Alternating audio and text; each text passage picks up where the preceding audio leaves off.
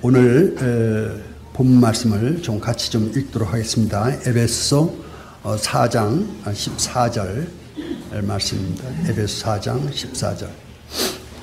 찾으셔가지고 성경 말씀을 우리가 배우는 거기 때문에 성경이 기록된 말씀이 중요합니다. 찾으셔서 좀 읽고 또 시작하도록 하겠습니다. 에베소 4장 14절 찾으셨으면은 한 목소리로 같이 읽어주시기 바랍니다. 시작.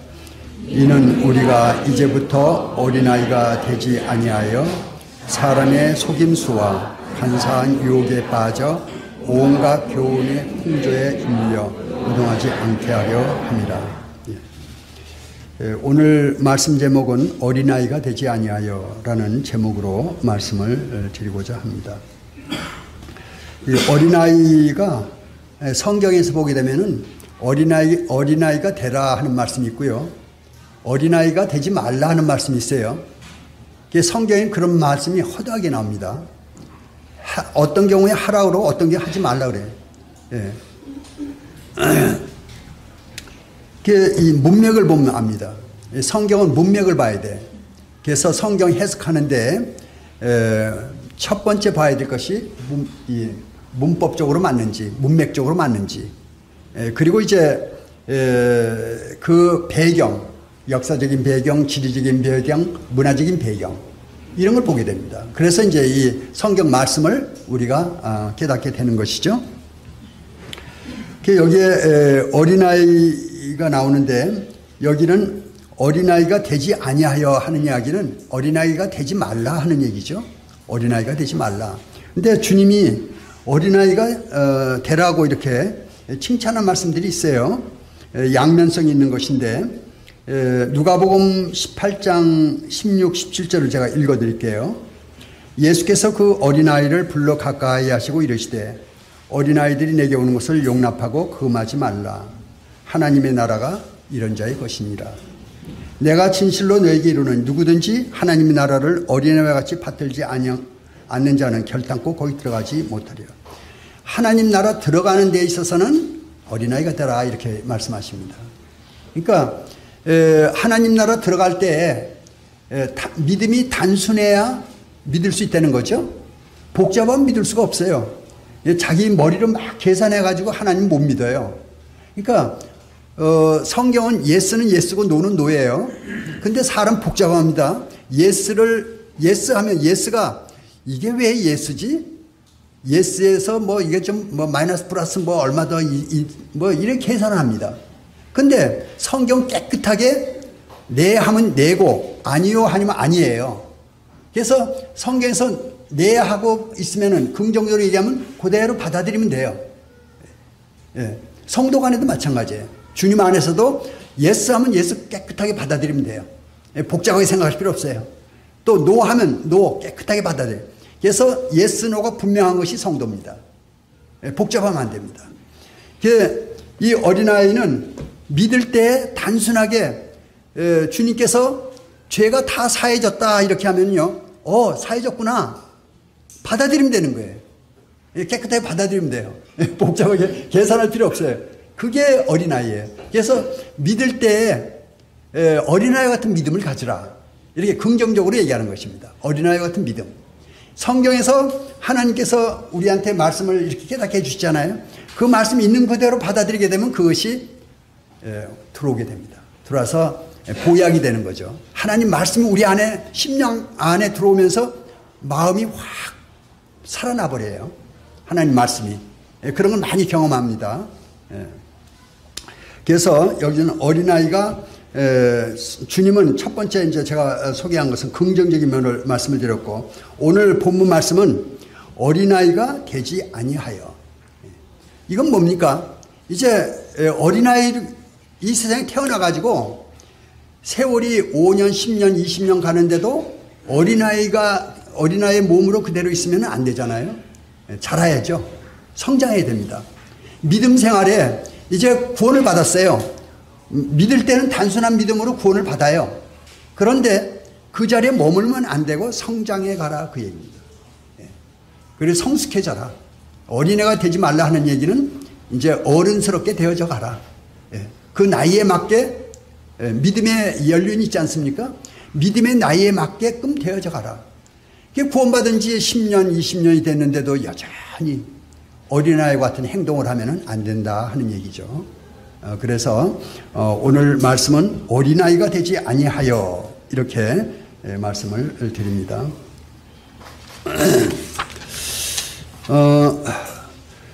참고로 여러 말씀드리는데 한 말씀만 제가 좀 읽어볼게요. 내가 고린도전서 13장 11절인데요. 내가 어렸을 때는 말하는 것이 어린아이 같고 깨닫는 것이 어린아이 같고 생각하는 것이 어린아이와 같다가 장성한 사람에 대해서는 어린아이의 일을 버렸노라. 이렇게 고린도전서 13장 11절에 보면 나와요.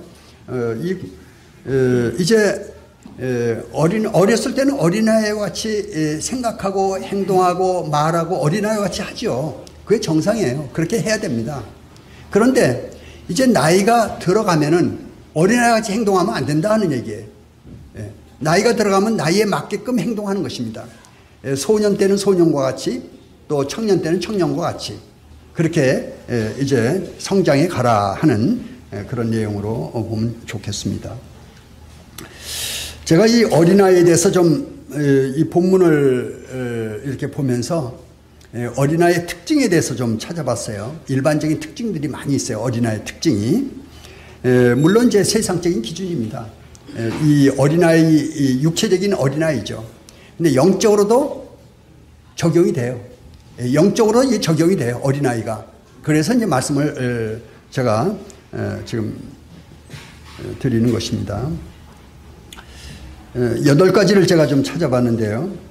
감정의 표현이 직관적이고 솔직합니다. 참 좋은 얘기예요. 긍정적인 면이에요. 어린아이는 그냥 뭐 옆, 앞, 뭐 뒤 가리지 않고 있는 거 머릿속에 들어오면 그대로 그냥 얘기해버립니다. 있는 대로 그대로 얘기해버려요. 특별히 아빠 엄마가 지금 이렇게 있는데 감정적으로 이렇게 좋을 때는 참 좋지만은 사람이 다 이제 견해가 다르고 생각이 다르기 때문에 어린아이가 가운데 서가지고 참 엄마를 곤란하게 만들 때도 있고 아빠를 곤란하게 만들 때도 있고 그런 경우가 있죠. 어린아이는 그냥 아무 생각 없어요. 엄마를 곤란스럽게 하려고 하는 것도 아니고 아빠를 곤란하게 할 것도 아닌데 어린아이는 그냥 말해버린 거예요. 이게 영적으로 좋은 면도 있지만은 배려하지 못하는 거죠. 어린아이는. 그래서 우리가 이제 성도들 교제 가운데 자기 생각만 가지고 막 얘기를 해버리면 문제가 되는 거죠. 어떻게 해야 됩니까? 듣는 사람 배려하고 또 이렇게 교제를 두 사람이 할 경우도 있고 세 사람이 할 경우도 있고 또 그룹 교제로 뭐 8사람, 10사람 또 많은 사람 이렇게 교제할 수가 있잖아요.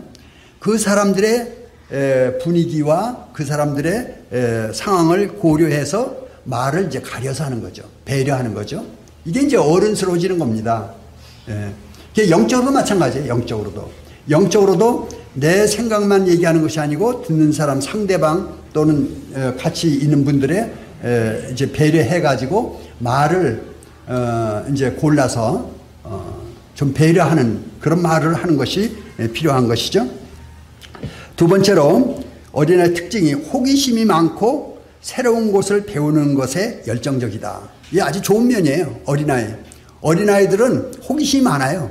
그리고 막 배우려고 합니다. 알아보려고 그래요. 엄마 이게 뭐야? 아빠 이게 뭐야? 계속 물어대요. 그만 물어 그래도. 그만 물어 그래도 계속 물어도 됩니다. 예. 그게 좋은 거예요. 그게 뭐냐면 에너지입니다. 에너지. 어렸을 때는 에너지가 많아요. 에너지가 많은데, 그건 느끼죠?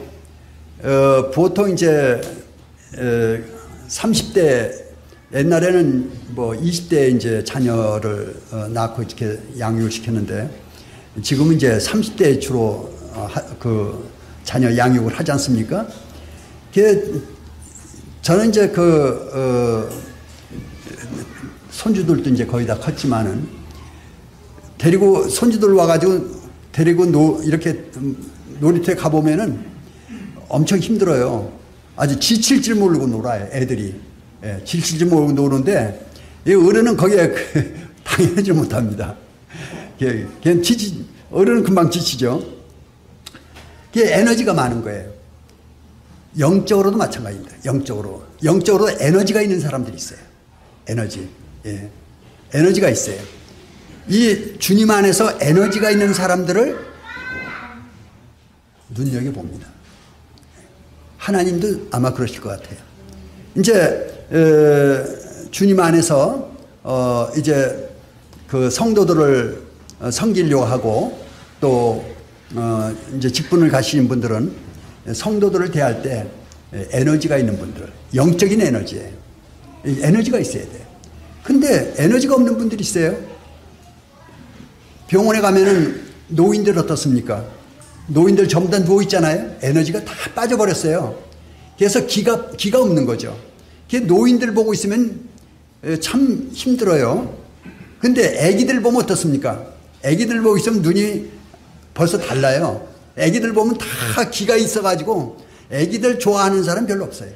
애기들 보면 아기들 보면 전부 다 마음에 끌리는 게 있습니다. 그게 뭐냐면 에너지입니다. 에너지. 영적인 에너지. 주님 안에서 주님께 대한 에너지가 있어야 돼요. 그런 분들을 주님께서 찾으시는 거 아닌가 하는 생각이 들고, 구원을 안 받았어도 하나님을 찾는 분들이 있어요. 성경, 복음을 전해보면 말씀을 흡입하는 분들이 있어요. 말씀을 빨아들이는 분들이 있어요. 에너지가 있는 거죠. 근데 에너지가 없으면 어때요? 완전히 힘이 없는 거예요. 그러면 안 됩니다. 그래서 이런 어린아이의 특징 가운데 지금 나오는 이야기입니다. 세 번째, 상황에 따라 쉽게 감정이 바뀝니다. 이건 좀 긍정적인 면보다는 좀 부정적인 면이 많은데, 상황에 따라 쉽게, 환경이 바뀌면은 금방 울다가 사탕 좀 뚝 그치고서는 헤헤헤 하고 웃잖아요. 애기들 그렇잖아요. 이 상황이 금방 바뀌어버려요. 예. 이게 단순하면서도 좋은데, 어른이 그러면 이게 문제죠. 어른이 그러면 그런 문제잖아요. 예. 믿음 안에서 마찬가지예요. 믿음 안에서도 막 금방 이렇게 막 바뀌고 변화가 무쌍하면은 문제가 있어요. 그래서 무게가 있어야 되는 이런 것을 좀 생각해 보게 됩니다. 책임감이 부족하고 자기 행동에 대한 결과를 고려하지 않는다. 애기들 놀다 보면 막 어지러지잖아요. 어지러진 거 잘 치지 못하는 그것이 있죠. 그 다음에 이제 자신의 의견을 표현하는 것을 좋아하고 다른 사람의 의견에 대해 이해가 부족하다. 애기들은 자기 말만 해요. 자기 말만 막 하고서는 말아버려요. 근데 어른이 그러면 좀 곤란하죠. 다른 사람 얘기를 좀 들을 줄 알아야죠. 그래서 주거니 받거니 이렇게 대화가 돼야 됩니다. 그것이 안 되면은 어린아이다 하는 얘기입니다. 자신의 욕구를 우선시하고 타인의 입장을 고려하지 않는다. 자기가 원하는 것만 막 그냥 얘기하고 또는 막 취하고, 다른 사람은 생각을 안 하는 거예요. 자기가 먹을 거 있으면 자기만 막 먹어버려요. 그럼 이건 문제잖아요. 상대방 같이 이렇게 먹어야죠. 그래서 자기의 요구대로 하는 것이 아니라 이제 배려해서 하는 것이죠. 또 놀이나 장난을 좋아하고 현실적인 문제에 대처 능력이 부족하다. 어린아이들 공상적이 추상적이고 현실감이 부족한 이런 면들이 있다는 것을 말씀드립니다. 자신의 능력을 과대 평가한다. 어린아이들은 막 이렇게 좀 과대평가하는 거죠. 본인에 대해서. 어른도 마찬가지예요. 제가 이걸 대하면서 영적으로 마찬가지다. 자기 자신에 대해서는 점수를 많이 주고 상대는 과소평가하고 이럴 수가 있죠. 그래서 모든 사람이 다 그렇다고 그래요. 자기 자신에 대해서는 점수를 많이 주고 후하게 주고 다른 상대방에서는 그렇지 못하고 하는, 이게 이제 그 어린 아이의 습성이다, 이렇게 보면 되겠습니다. 제가 이걸 대하면서 성도님들은 어떤지 모르겠는데 많이 좀 찔려요. 저도 이런 면들이 많이 있거든요. 성도님들 어떻습니까? 하나도 안 찔려요?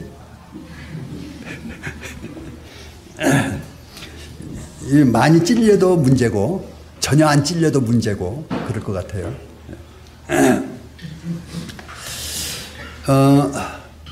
본문을 좀 보겠습니다. 이는 우리가 이제부터 어린아이가 되지 아니하여. 그랬죠? 이는 우리가 이제부터 어린아이가 되지 아니하여. 예. 어린아이에서 이제 성장했다 하는 얘기죠. 이걸 성경에서 제가 좀 묵상을 좀 해봤어요. 어린아이 같지 않은 것이 어떤 상태일까? 뭐 생각할 것도 없이 금방 나오더라고요. 디모데전서 3장 1절에서 13절 장로와 집사가 나오지 않습니까? 여기가 바로 이 어린아이를 벗어난 그리고 이제 어른스러운 그런 상태를 여기다 기록해 놓은 것이 아닌가 이렇게 생각이 돼서 뭐 가볍게 간단하게 쭉 좀 짚고 넘어갈게요.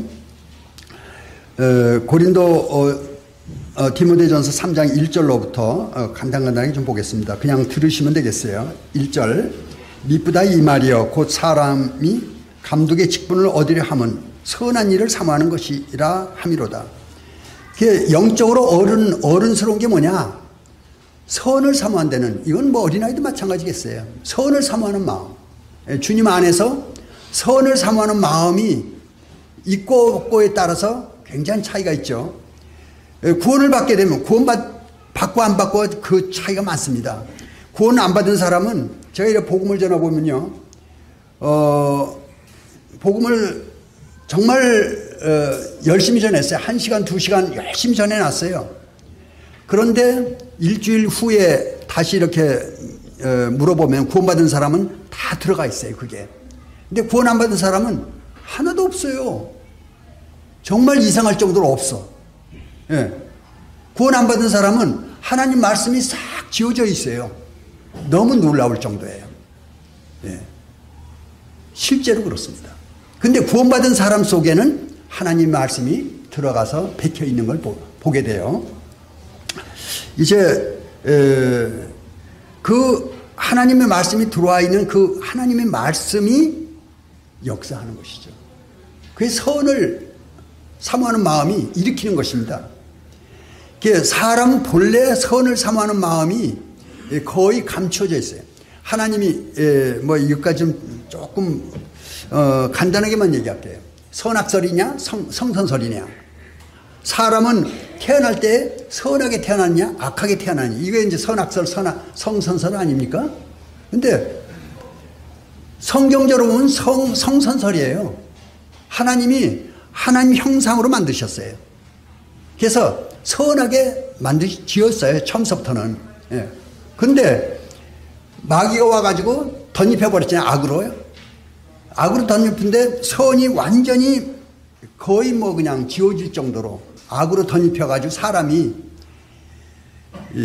이제 선은 거의 그냥 메말르고 악으로 이렇게 뒤엎여져 있는 상태이죠. 어린애 잘 때 보면 얼마나 이뻐요. 근데 그 애가 일어나가지고 때를 쓰면은 자, 이거 참 감당이 어렵습니다. 어린애도. 예. 어린애도 감당이 어려워요. 그 악으로 덮여져 있는 그 사람을 이제 복음이 들어오게 되면은 선의 씨가 다시 들어오죠. 그래서 그것이 해독을 시킵니다. 해독제. 해독이 돼가지고 이 마음의 악을 다 몰아내고 생각의 악을 몰아내고 습관에서 악을 몰아내고 그래서 이 마음을 하나님의 마음으로 갖게끔 하나님께서 자꾸 성경 말씀이 들어와가지고 막 일을 하는 거예요.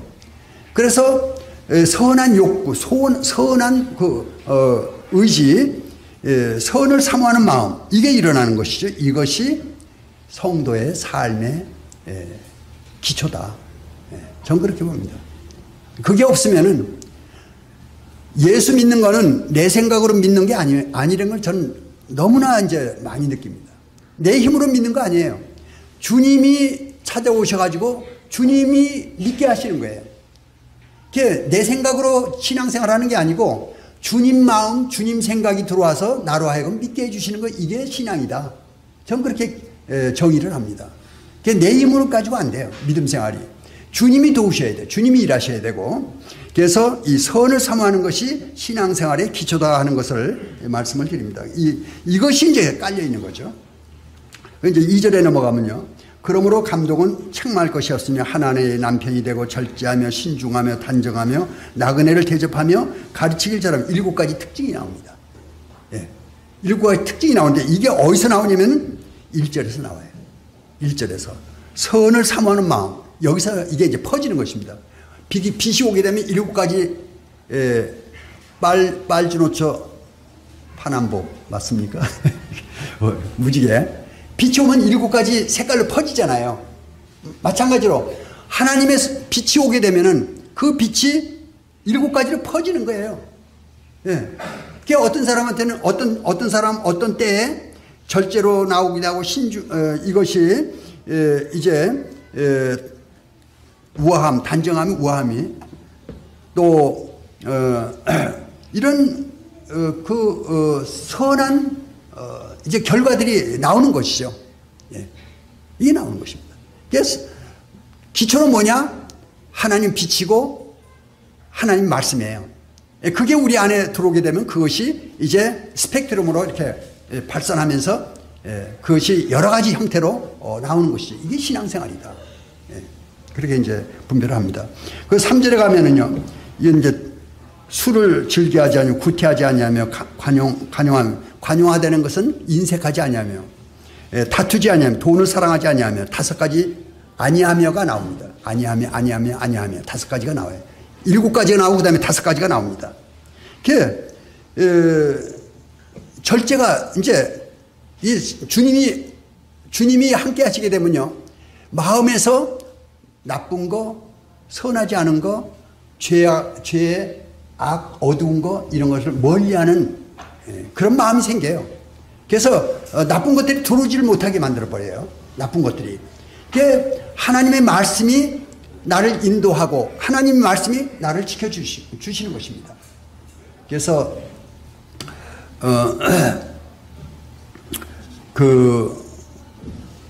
아브라함한테 주님이 찾아오시죠. 창세기 15장에서 나는 지극히 큰 상급이요 너의 방패가 된다, 이렇게 말씀하시잖아요. 하나님께서 오시게 되면은 큰 복이 임하게 되는 것이고 그 다음에 방패가 됩니다. 세상에 사는데 하나님 말씀이 그렇게 우리를 인도하시는 것이죠. 그래서 이 5가지가 나오고요.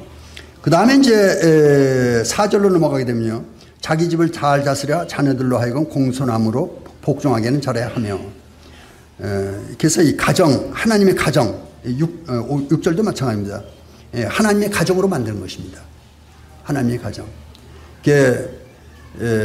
잘 다스린다? 가장으로서 형제가 가정을 잘 다스린다? 어려워요. 그거 어렵습니다. 어떻게 됩니까? 주님을 잘 섬기는 겁니다. 가장이 주님을 잘 섬기는 거예요. 그러면은 자매도 자녀들도 배웁니다. 이게 가정을 잘 다스리는 방법이에요. 사람이 뭐 할 수 있는 거 아무것도 없어요. 사람이 누구를 가리키고 누구를 뭐 어떻게 합니까? 사람이 사람 안 되더라고요, 해보니까. 성도님들에게도 제가 잘 몰랐을 때예요. 지금은 이제 제가 좀 조심해요. 이렇게 얘기해보면은 저한테 오는 것이, 저는 좋은 마음으로 했는데 자기를 가르치는 줄 알고 뭐라고 해요. 안 받아들여요. 그런데 기도하고 기다리면은 하나님께서 하시더라고요. 그래서 이제 조금씩 그런 걸 이제 배워가고 있는, 저도 이제 배워가고 있는 중인데, 이 가정에서도 내가 가정을 잘 다스리려고 하는 것이 아니고 하나님께 맡기고 하나님께 기도하고 하나님 도와주시라고 하나님께 나가는 거예요, 계속. 모세가 이스라엘을 인도하면서요, 이스라엘한테 한 거 하나도 없어요. 이 백성들이, 모세는 정말 잘하려고 그러는데 껐듯하면은 돌 던지려고 그래, 모세한테. 이스라엘 백성이. 그때마다 모세가 한 일이 뭔가 하고선 제가 보니까 하나님 앞에서 엎드린 것밖에 없어요. 하나님 앞에 엎드리면은 하나님이 이렇게 나타나셔서 일을 해결합니다. 그래서 나의 직장 생활, 나의 가정 생활, 나의 모든 삶의 주인이 하나님 삼으실 때 하나님께서 모든 것들을 잠재우시고 인도하시고 보호하시고 하나님께서 하신다 하는 것을 생각하게 됩니다. 그 다음에 이제 6절로 가면요.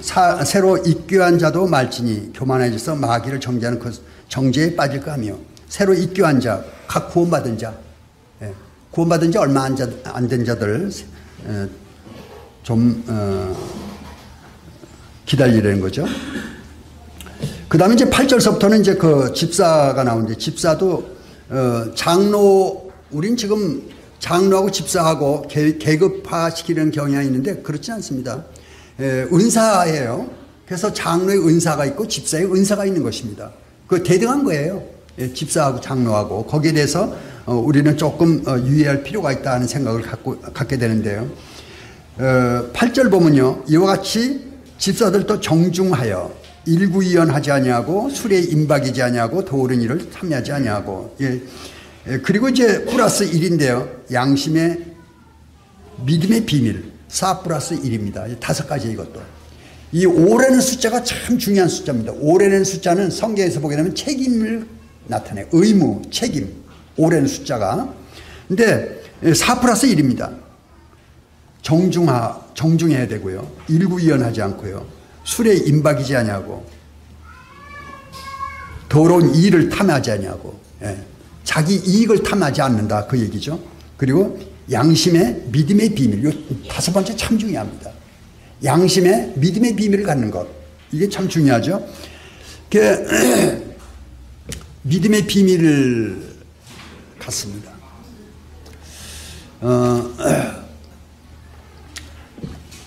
제가 비유를 드는 게 좀 어떨지 모르겠는데 처녀하고 총각하고 처녀가 만나가지고 이제 연애를 합니다. 연애를 하고 결혼을 해요.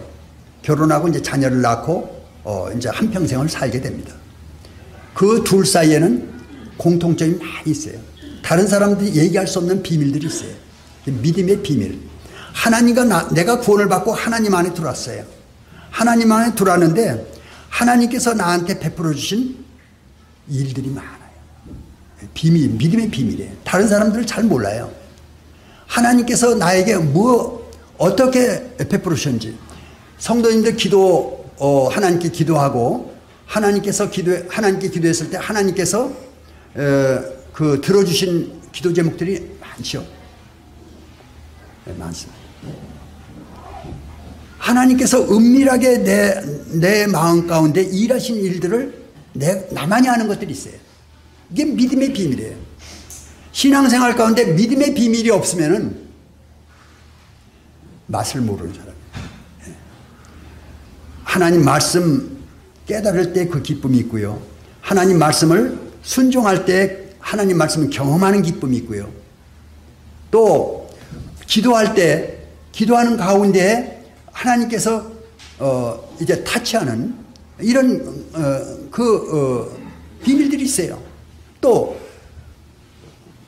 정말 어려운 이 앞을 봐도 어렵고 뒤를 봐도 뭐 완전히 막혀 있을 때 하나님께 은밀하게 기도하는데 이유는 모르겠는데 마음이 변하는 거예요. 주님의 임재를 느낍니다. 주님의 임재를 느끼면서 심령 가운데 주님이 돌아보시는구나. 주님께서 은혜를 베푸시는구나. 끝이에요. 그리고 말씀을 주시고 아직 해결은 안 됐어요. 복잡한 문제들이 많이 있어요. 도무지 믿을 수 없는 그런 상황이에요. 그런데 마음 가운데 마음이 안정이 되고 평안해지면서 말씀을 주실 때 이제 일은 끝났어요. 그분 사정은 끝난 거예요. 때가 되면은 이제 그 주신 말씀을 하나님께서 이루십니다. 이런 믿음의 비밀. 이게 필요한 거죠. 그래서 어른을 지금 얘기하는 것입니다. 어린아이가 되지 않냐고 어른이 됐을 때 그 믿음은 이런 믿음의 비밀들을 가지고 있는 성도. 믿음에서 이런 하나님과의 그 여러 가지 신앙 믿음 생활 가운데 하나님과 가지고 있는 그 관계에서 일어나는 그런 믿음의 비밀들이 있다 하는 것을 말씀을 드립니다. 10절입니다. 이에 이 사람을 먼저 시험하여 보고 그 후에 책망할 것이 없으면 집사의 직분을 맡게 할 것이요. 교회 일이 이제 있습니다. 제가 이제 저도 이 주님 일을 하면서 많이 느끼는 건데, 교회 일은 시켜서 하는 게 절대 아니죠. 자원함으로 하는 것입니다. 그래서 교회 와서 손님같이 하는 사람 성장이 안 돼요. 교회 와서 어떻게 하셔야 되냐면, 내가 교회에서 무슨 일을 할 것인가, 내가 하나님께 어떻게 쓰임받을 것인가, 이런 생각하는 거예요. 그래서 자기가 하나님께 쓰임받는 그만큼 교회에서 성장하는 것입니다. 하나님이 아시고 성도들이 알아요. 교회의 일은 누가 시키는 사람 없어요. 누가 시켜요? 주님이 머리십니다. 주님이 주인이시에요. 주님께서 보시거든요. 그래서 성도들은 다 성령으로 말미암아 주님을 주인 삼고 계시니까 이제 주님을 섬기려 하는 마음을 가지면은 일이 보입니다. 손님같이 그냥 왔다가 잠시 좋은 말씀 듣고 가는 것이 아니고, 이 교회의 주인은 바로 내가 되는 것입니다. 내 교회예요. 내가 머물 영적인 집이에요. 이 교회가 나의 집이에요. 내가 이 교회를 세우는 것입니다. 누가 다른 사람 세우는 게 아니에요. 내가 하는 것이에요. 나를 통해서 하나님이 일하시는 거예요. 내가 뭘 할 것인가 생각을 하게 되죠. 그럴 때 보여주셔요. 내가 이 일을 좀 해야 되겠다. 자원함으로 기쁨으로 하는 것이 교회 일입니다. 그것이 서로 연합해서 은사대로 일을 하게 되는 거예요. 그래서 이 교회가 이제 하나님의 집, 하나님의 교회가 되는 것이죠. 여기에 이 안에서 이제 어린아이들이 자라서 하나님의 일꾼들로 성장해 가는 것이 이 교회다, 하나님의 집이다 하는 그런 마음을 가져보게 됩니다. 11절입니다. 여자들도 이와 같이 정숙하고 모함하지 아니하며 절제하며 모든 일에 충성된 자라야 할지니라. 자매님들도 역시 마찬가지. 그 일꾼 자매님들을 얘기하는 거죠. 집사들은 한 아내의 남편이 되어 자녀와 자기 집을 잘 다스리는 자일지니 하나님의 가정으로 만드시는 것입니다. 자기 가정의 주인이 하나님이시고 하나님을 잘 섬기는 그 가정, 이게 이제 집을 잘 다스리는 비결이다 하는 것을 우리가 보게 됩니다. 집사의 직분을 잘한 자들은 아름다운 지위와 그리스도 안에 있는 믿음의 큰 담력을 얻는다. 그래서 이제 주님 안에서 죄가 없고 믿음의 담력이 이 믿음의 깨끗하게 담력이 생기죠. 이게 디모데전서 3장 1절로 13절까지 나오는 내용인데 시간상 그냥 이렇게 간단하게 쭉 살펴봤습니다. 이제부터라고 나옵니다. 처음 그 말씀 시작에 에베소 4장 14절 시작에 우리가 이제부터라는 단어가 아주 중요해요. 이제부터. 이 믿음 안에서는 항상 이제부터입니다. 항상 이제부터예요. 과거는 끝났어요. 어떻게 할 수가 없어요. 항상 현재예요. 항상 현재. 지나간 일은 덮어야 돼요. 어쩔 수 없어요. 이제는. 그걸 내가 고칠 수가 없어요. 그래서 이제부터입니다. 그래서 이제 저희가 구원받고 믿음 생활한 지가 얼마가 됐든지 상관없어요. 이제부터 믿음 생활을 새로운 마음으로 시작하는 것이죠. 과거를 덮고 현재와 미래로 나아가는 것이 이제부터입니다. 매일 새롭게 주님 안에서 언제나 새로운 피조물, 새 마음, 새 노래, 새 출발, 이게 필요한 거죠. 가나안 정복사업 출발점이 길갈입니다. 길갈이 뭐냐면은 애굽의 수치가 굴러간다라고 이렇게 기록이 되어 있어요. 죄가 물러가는 것입니다. 길갈. 가나안 정복사업의 거점 베이스 캠프가 이 길갈이에요. 그래서 갔다가 전쟁하고 다시 철수해서 어디 오면 길갈로 옵니다. 그 길갈에서 또 전쟁하고 또 길갈로 들어와요. 이게 가나안 정복 전쟁에 나오는데 여기서 제가 힌트를 받을 수 있는 것은 우리 이 믿음 생활은 가나안 정복 전쟁입니다. 가나안 정복 전쟁이에요. 믿음 생활은. 내 안에 수많은 육신적인 것들이 많이 있어요. 거기에 뭐 7족속 가나안 족속 나오죠. 여러 가지 그 잡다한 것들이 있는데 그런 것들을 하나씩 정리해 나가는 것이 믿음 생활 아닌가 하는 그런 생각을 해보게 되는데, 이제 길갈 수치 물러가는 거죠. 영적으로 제가 이렇게 보게 되면은 우리가 주님 앞에 나가는 것입니다. 아침에 일어나 가지고 주님 앞에 무릎을 꿇죠.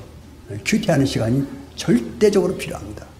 큐티 안 하면 승리의 생활 못 가져요. 아무리 바빠도 30분 일찍 일어나 가지고 큐티해야 됩니다. 큐티하는 거예요. 그래서 말씀을 읽으면서 주님 앞에 나가게 되면은 정리가 되죠. 모든 것들이 정리가 됩니다. 그리고 이제 그 길갈은 수치가 물러가는 장소인데 십자가의 예수님이십니다. 그 예수님이 십자가에 달리실 때 그 예수님 십자가 나의 십자가가 되는 거죠. 내가 죽었어요. 예수님 십자가 죽으심으로 내가 구원을 받았는데, 이제 믿음 생활에 있어서는 예수님 십자가가 내 십자가가 돼요. 내가 거기서 죽었어요. 나의 옛사람은 거기서 죽었어요. 이제는 내가 죽고, 갈라디아서 2장 20절 말씀 기억나시죠? 그리스도께서 내 안에 사신 것이라. 내가 사는 게 아니에요. 그리스도께서 내 안에 사신 것이라. 그러니까 주님께서 내 안에서 이제 일하시도록 오픈해드린 거죠. 주님이 저의 주인이십니다. 큐티 때 주님하고 그런 대화를 나누신 게 필요하죠. 그리고 이제 주님 앞에 나오게 되면은 전날 또 하루 주님 앞에 승리한 것도 주님 것이고, 패배한 것도 십자가에 다 끝나요. 패배로 인해서 다시 마음 건드릴 필요 없어요. 이제부터 과거는 끝났고 새로운 새 출발, 새 피조물로 새 마음으로 나가는 것이 이제부터입니다. 그리고 이제 말씀에 기록되기를 이는 우리가 이제부터 어린아이가 되지 아니하여 해서, 어린아이가 되지 않는 것은 디모데전서 3장 1절로 13절 또 그 앞전에 어린아이 특징으로 말씀을 가늠하고요. 넘어갑니다. 어린아이가 되지 아니하여, 그 다음 나오는 게 사람의 속임수가 나옵니다. 사람의 속임수, 그 다음에 간사한 유혹, 그 다음에 온갖 교훈의 풍조, 이 세 가지가 나오죠. 이게 참 중요한 내용이에요. 아담이 에덴 동산에서 속임수에 바로 넘어갔지 않습니까? 그래가지고 뭐라 하냐면은 너가 이 선악과를 따먹으면은 네 눈이 밝아 하나님과 같이 될 거야, 이렇게 얘기합니다. 그때 보암직도 하고 먹음직도 하고 이게 벌써 유혹이 된 거죠, 마음이. 그걸 따먹게 됩니다. 그게 안 죽어 했는데 거짓말이죠. 죽었는데 뭐가 죽었습니까? 하나님과. 죽는 데는 죽음의 어원이 분리. 죽음의 어원이, 히브리어로 어원이 뭐냐면 분리예요. 바로 죽었어요. 어떻게 죽냐? 하나님과 분리가 돼버린 거예요. 하나님과 분리가 돼버렸어요. 그래서 하나님이 두려운 하나님이 됐어요. 사랑스러운 하나님의, 친근한 하나님이 아니고 두려운 하나님이 됩니다. 죄가 들어오게 되면 하나님이 두려워지죠. 그게 이제 그렇게 돼버린 거예요. 그리고 요한복음 8장 44절 보게 되면은 너희 아비는 마귀, 너희가 마귀에서 나니 너희 아비의 욕심을 너희도 행하고자 하는도다, 이렇게 나옵니다. 요한복음 8장 44절에 애우기도 좋아요. 8, 44 이렇게 나옵니다. 거짓의 아비, 그 말을 듣고 이제 세상 사람들이 완전히 타락해버린 거죠. 그래서 거짓말 평균으로 낸 것이 있는데, 그 전에 신문에 제 기억으로는 200 몇 번이더라고요. 하루에 한 사람 평균이에요. 전 세계에 한 사람 평균 거짓말한 게 200 몇 번이에요. 그래서 누가 그랬어요? 한국 사람은 한국말로 거짓말하고 미국 사람은 미국말로 거짓하고. 예? 일본 사람 일본말로 거짓말한다고. 거짓말이 이제 뭐 입에서 나오면 그냥 거짓말이 아무렇지 않게 거짓말하는 거예요. 예, 거짓말, 그게 마귀의 그 속임수가 이제 전수가 돼가지고 사람들이 거짓말로 도배가 된 것입니다. 이 세상이. 거짓 가르침, 진화론, 윤회설, 그리스 신화, 철학 다 거짓말입니다. 진화론, 원숭이가 사람 됐다고요? 예, 거짓말이에요. 이 세상은 잘못된 것을 가리키고 있습니다. 하나님 말씀이 참이고 세상 거짓이에요. 그리고 윤회설, 뭐 죽으면은 소가 되고, 소가 또 뭐 죽으면은 뭐 돼지가 되고 뭐 어떻게 사람이 되고, 이게 다 거짓말이에요. 윤회설 다 거짓말이에요. 예. 죽으면은 바로 음부와 이제 낙원으로 갑니다. 그랬다가 주님 부활하실 때, 휴거될 때 음부에 있던 사람들, 이제 신약계 성도들이 먼저 천국으로 가게 되죠. 그리고 음부에, 낙원에 있던 사람들, 음부에 있던 사람들 천년왕 뒤에 백보자 심판을 거쳐서 불못에 들어가게 됩니다. 이런 이 성경, 이거 참이에요. 세상에서 가르치는 거 참이 아니에요. 교회 안에 거짓 것이 많이 들어와 있어요. 교회 안에 신유, 병고침. 그래서 이 교파에 그런 것들 많이 있죠. 뭐 그 이빨이 뭐 이렇게 해서 안수받으니까 치료가 됐다 그러고, 또 뭐 무슨 병, 뭐 암이 났다 그러고, 이게 다 거짓입니다.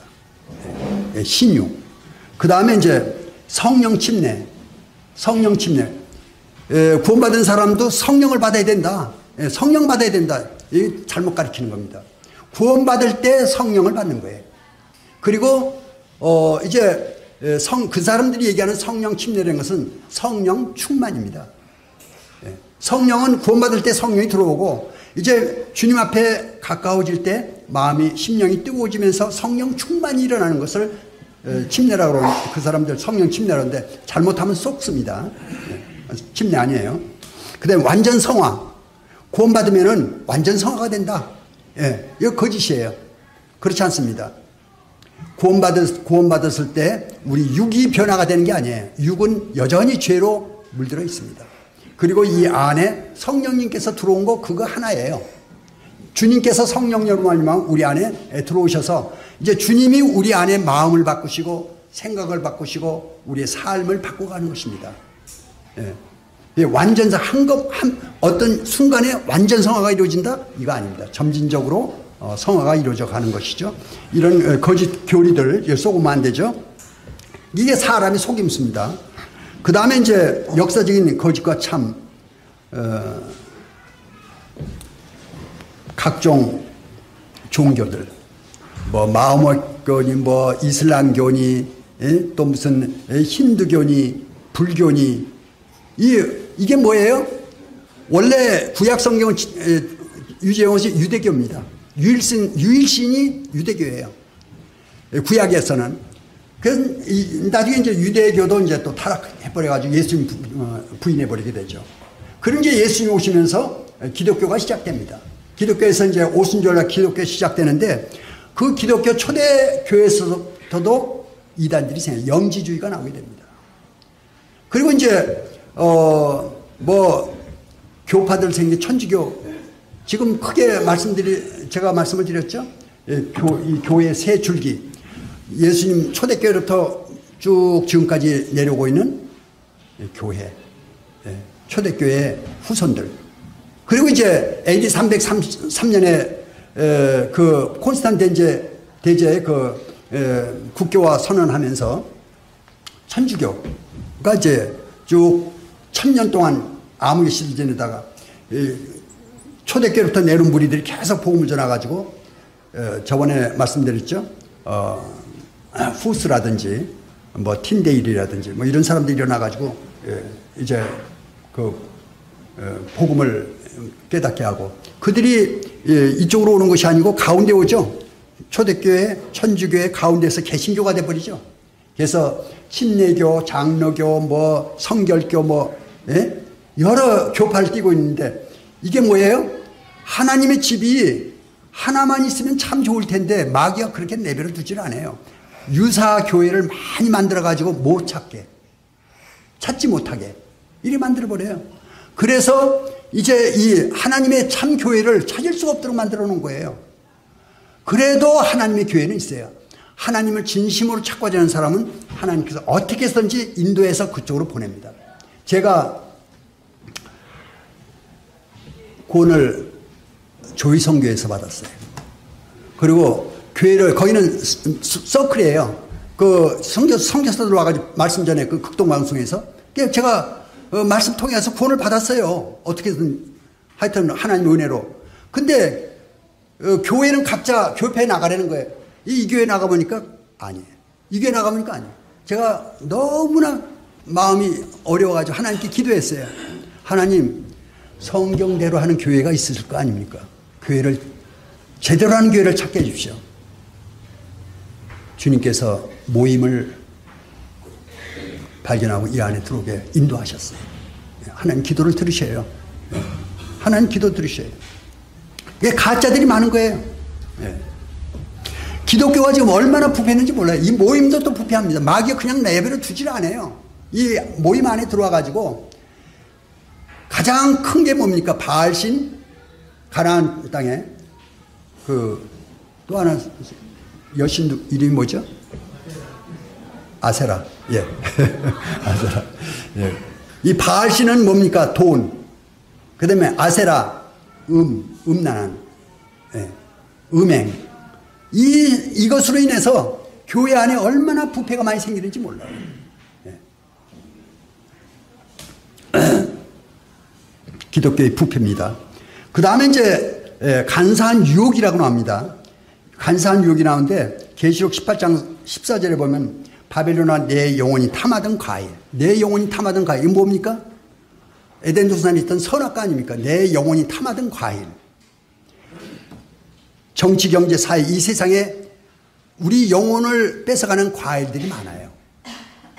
맛있는 것들과 빛난 것들, 계시록 18장 14절에 원크에 나오는데 맛있는 것들이 뭐예요? 게임, 오락, 술, 춤, 파티. 이런 것들이 우리 영혼을 갖다 뺏어갑니다. 맛있는 것들. 또 빛난 것들, 화려한 문명. 밤의 밤문화. 나이트 라이프라고 그러죠. 이 밤문화. 얼마나 휘황찬란합니까? 거기에 각종 죄악들이 숨어 있는 것이죠. 또 세상의 스타들, 스타, 팝스타, 또 무슨 스타, 스타들이 얼마나 많은지 몰라요. 청소년들이 그거 꿈꿉니다. 그 스타 되려고. 예. 그것이 빛난 것들이에요. 그래서 바벨론아 내 영혼이 탐하던 과일이 내게서 떠났으니 맛있는 것들, 빛난 것들 다 없어졌으니 바벨론이 멸망하면서 그런 것들 다 없어집니다. 온갖 교훈의 풍조에 밀려 이 세상에 풍조, 태풍이 불죠. 선거바람이 붑니다. 코로나19 질병이 또 몰아쳐 나갑니다. 예. 또 어떤 때는 올림픽이 또 휩쓸고 가요. 올림픽. 전 국가가 우리나라 88 올림픽. 예. 올림픽 무드가 또 사람들이 거기에 막 뺏기는 거예요. 생각 들어. 예. 이 기독교인 또 성도님들도 마찬가지예요. 잘못하면 거기에 휩쓸어 갈 수가 있어요. 그런 것에 요동하지 않게 하려 함이라. 요동하지 않는 이게 필요한 것이죠. 어떻게? 믿음에서 성장해서 어른이 되라. 그러면 요동하지 않기 위해서. 예, 그런 얘기입니다. 제가 말씀을 끝내겠습니다. 시간이 너무 나서. 이는 우리가 이제부터 어린아이가 되지 아니하여 사람의 속임수 간사한 유혹에 빠져 온갖 교훈의 풍조에 밀려 요동하지 않게 하려 합니다. 예. 이 세상은 우리의 마음을 뺏어가려고 요동치게 하려고 합니다. 성도님들, 눈에 보이는 것은 잠깐이고요. 하나님의 나라가 영원한 나라입니다. 잠시 후에 이 땅에 있는 거 다 지나가고 하나님의 나라가 옵니다. 제 마음 가운데 이게 얼마나 자꾸 생각나는지 몰라요. 네, 하나님 나라. 요동하지 않게, 흔들리지 않게요. 견고한 믿음. 그래서 어때요? 제가 서두에 말씀을 드렸습니다마는 한 마음, 한 몸, 하나됨을 지키자. 교회는 한 몸, 하나됨을 지키자. 어떻게 해요? 우리 마음을 하나님께 두는 거예요. 우리 마음을 교회에 두는 거예요. 교회에 함께 하는 거예요. 교회에 성도 집회, 전도 집회, 주일 모임, 수요 모임 좀 잘 참석하시기 바랍니다. 일주간에요. 한 주에 한 번 만나게 되면요. 마음이 멀어져 가지고요. 세상으로 흘러가요. 수요일 날 성도님들 뵈요. 예. 그래야 갖고 어쩔 수 없이 직장이라든지 뭐 거리라든지 있어 어쩔 수 없어서 그런 건 이해가 가요. 그런데 올 수 있는 분들 수요일 날 오시길 바랍니다. 그래야 교회 생활 되고 자기의 믿음 생활이 유지가 됩니다.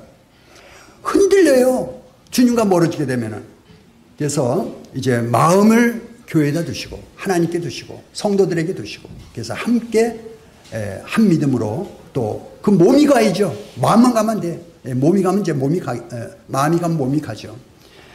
믿음의 삶에 모든 성도님들이 승리하는 삶이 되기를 바랍니다.